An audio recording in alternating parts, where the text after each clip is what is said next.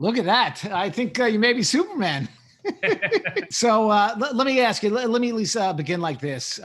What would you like to convey? What message would you put out there to the readers who aren't familiar with Shaun Donovan? Well, first, what I would say is I'm a lifelong New Yorker who represents the incredible diversity of this city and a deep, deep commitment to making sure that this is the most tolerant, welcoming, and city of opportunity in the world. I'm the son and grandson of immigrants. I'm actually the great-grandson of an Ashkenazi Jew who grew up went to a high school that's was more than 3/4 Jewish, and feel deeply invested in the Jewish traditions and Jewish culture of New York City for my entire life. I would also say that no one in this race has the combination of deep, deep experience in moments of crisis with the big, bold ideas about the future of this city and experience at all three levels of government to actually make those ideas real in the lives of New Yorkers.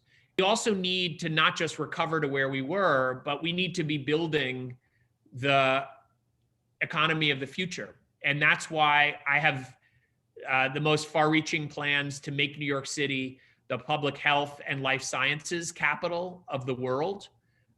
It's why all other technology businesses, clean technology for renewable energy, we have a real opportunity to not just recover, but to once again, as we were under Mayor Bloomberg, to ensure that we are attracting not just businesses that have left, but new businesses from across the world to this city. And we need a leader who understands how to do that. With regard to policing and safety, is there a commitment not to cut any part or parts of the police budget if Shaun Donovan wins? Well, Sam, here's what I know as somebody who worked closely with Mayor Bloomberg, who was the only candidate in this race who's worked with mayors across the country and across the globe. In the modern economy, talent decides where to live and companies and capital follow. And if you believe that, as I do, then quality of life is the single most important tool that any mayor has for economic development. And that means we have to make sure our streets are safe, but we also need to end homelessness. We need to bring back arts and culture. You know, I'm a kid of the 70s and 80s. I was born in 66. I watched our quality of life completely fall apart in this city. I know what it feels like to not be safe in this city. We cannot go back there. We absolutely need to be focused on ensuring safety. And here's what I would do.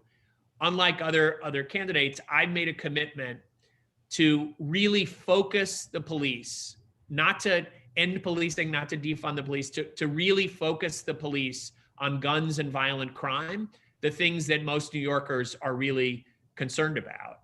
And to do that, I think we need to stop asking the police to be mental health experts with the homeless, to watch over our open streets program, where, you know, putting up and down barricades. In this moment, we really need to be focusing the police on guns and violent crime in a way that will ensure we aren't headed back to the 70s and 80s in this city. Just before COVID, certainly December of 19 and the beginning of 2020, there was a tremendous spike in anti-Semitic attacks in Jewish neighborhoods, primarily, but not exclusively, in Williamsburg and Crown Heights. I just learned this morning that there was another attack, I believe it was in Williamsburg, over the weekend. And while I don't think the police department classifies these kind of run up and punch or hit people's yarmulkes, hats, or streimels off their head as violent crime, it really is violent and sends a shock throughout the community that on a Friday night, you can't walk to and from, synagogue home without the fear of being attacked. What would you do with regard to that, where it doesn't fall into the category of a violent crime, but certainly it is shocking and really shocks the conscience of people living in the city? Well, Sam, let's be clear about what these are. These are hate crimes. These are based in hatred, based in a deep, deep strain that we know after the last 4 years in this country that we have allowed too often hatred to rise to the surface, and if not be condoned, to be accepted in a way that is completely antithetical to who I am as a person, as a New Yorker, and as someone who has been raised in a faith that includes Catholic, Protestant, and Jewish traditions in my own families, among my friends growing up in the city. And if there is any single thing that should unite every New Yorker, it is tolerance and a welcoming of diversity. My father's an immigrant to this city. As a child, he was beaten up because he had Catholic, Protestant, and Jewish grandparents.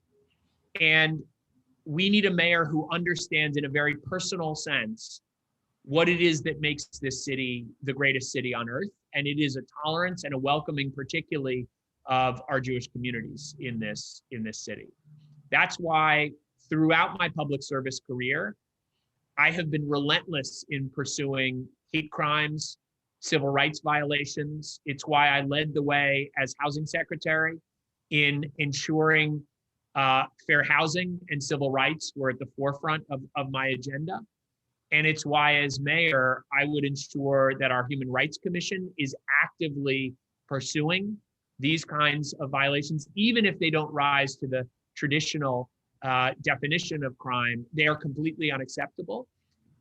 It's why I would make sure that I am welcoming very senior members of my administration that come from the Jewish communities that have been targeted to build understanding. And it's why I would build deep connections with the community organizations, rebbes and others who are ensuring that we're building bridges across all of our communities in New York so that we get to the root causes of this kind of hatred. I was meeting with Rabbi Niederman at UJO to talk about exactly this subject. And to your point, this is not something where New Yorkers need to just trust my words. They can just look at my record and understand that nobody, whether it was during my 5 years leading housing for Mayor Bloomberg or 8 years in the Obama cabinet, nobody has led more on finding creative ways to ensure that every community in New York can find housing. And specifically in so many parts of Brooklyn, I led the charge to develop new housing, to build partnerships when we rezoned Greenpoint and Williamsburg. We developed, despite real tension about who would get to develop and where, we built a partnership between the Jewish communities across those areas of Brooklyn with Latinos, Poles, so many other groups that are there to find a way to ensure that we could create much more affordable housing and culturally appropriate housing as well. And so I do think that there are big opportunities. There continue to be in Brooklyn and other parts of the city, in Queens and elsewhere, new ideas. And again, just to step back, Sam, nobody else in this race has managed a $4 trillion budget. Nobody else in this race has gone from inheriting the worst budget deficit since World War II and left with dramatic reduction while still making big investments in all the things that New Yorkers are worried about, in housing, in health, in jobs. And so again, many candidates talk the talk. I've actually walked the walk on these issues. And what I would say is, we have a real opportunity to find creative sources of revenue, as well as to manage government more efficiently. Let me just remind folks that when Mayor Bloomberg was in office, we found creative ways to use new development to create transportation, parks, all of the amenities that make our communities more livable.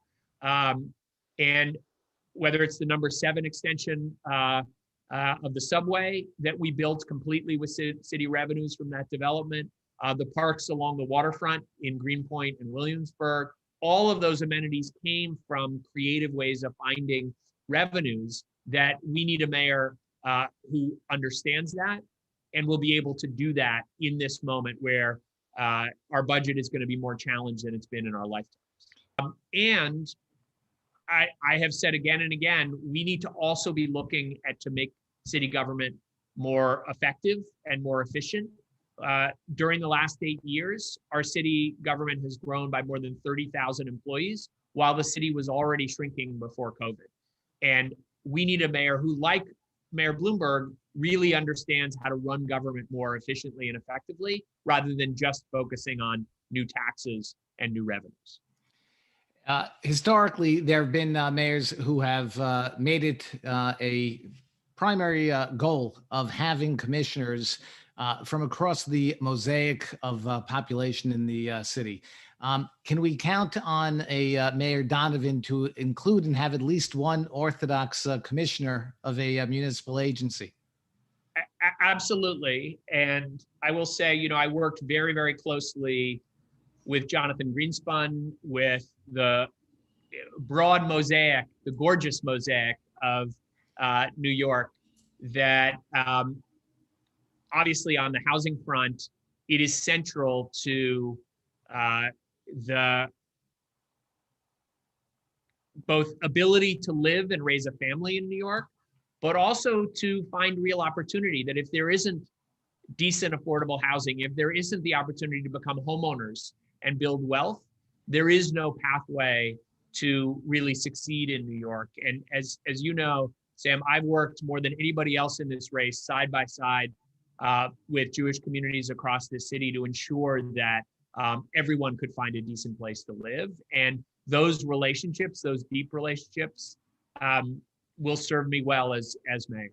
And absolutely, I would commit to that.